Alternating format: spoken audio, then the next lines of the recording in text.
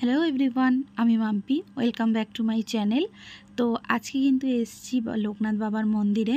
তোমরা দেখতেই পাচ্ছ খুবই সুন্দর একটা মন্দির, এখানে অনেক লোকজন আছে। এটি কিন্তু আছে চাকলাতে। তো তোমরা কারা কারা চাকলায় এসছো অবশ্যই কমেন্ট করে আমাকে জানাবে।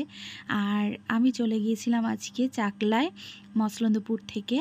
তো এখানে বাবার পূজা হচ্ছে, ভীষণ সুন্দর। দেখো আমরা কিন্তু চলে এসেছি খাওয়ার, এখানে এত বড় হাঁড়ি কড়াই উনুন, এতে কিন্তু রান্না হয়।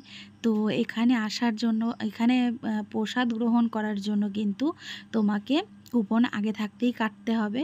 তো আমরা কুপনের লাইনে দাঁড়িয়ে কুপন জমা দিচ্ছি, জমা দিয়ে কিন্তু এবারে খাওয়ার জায়গায় এন্ট্রি নিতে হবে। তো চলো দেখি, ভীষণ বড় জায়গা এখানে খাওয়ার। হ্যাঁ, সবাই কিন্তু এরকম নিচে বসেই প্রসাদ গ্রহণ করে। লোকনাথ বাবার পুজোর দিন আমরা এখানে এসছিলাম। তো এখানে কিন্তু খুব সুন্দর খাওয়া দাওয়ার ব্যবস্থা। চলো আমরাও বসে পড়েছি। আমরা কিন্তু জায়গা পেয়েছি একদম বাবার ফটোর সামনেই বসেছি খেতে। আমার দুপাশে আমার দুই ননদের মেয়ে আছে, আর আমার মেয়ে ওই পাশে, আর তোমাদের দাদা। আমরা এই কয়জন মিলে কিন্তু গিয়েছিলাম। তো চলো প্রসাদটা তোমাদের সাথে পুরো শেয়ার করব। দেখবে ঠেলা গাড়িতে করে কিন্তু প্রসাদ আসবে, পাতা দিয়ে ফেলেছে। তো আমরা প্রসাদের অপেক্ষায় বসে আছি, এবার কিন্তু প্রসাদ দেয়া শুরু হবে। তো তোমরা কিন্তু অবশ্যই কমেন্ট করো যে তোমরা কারা কারা এই মন্দির দেখেছো।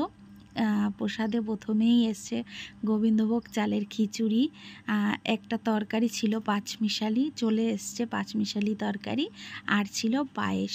সত্যি যে কোনো মন্দিরের প্রসাদই কিন্তু ভীষণ টেস্ট হয়, আর এরকমই এই প্রসাদও কিন্তু সত্যি অসাধারণ ছিল।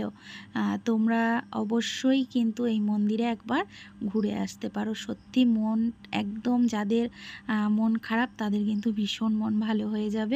সবাইকে টাটা।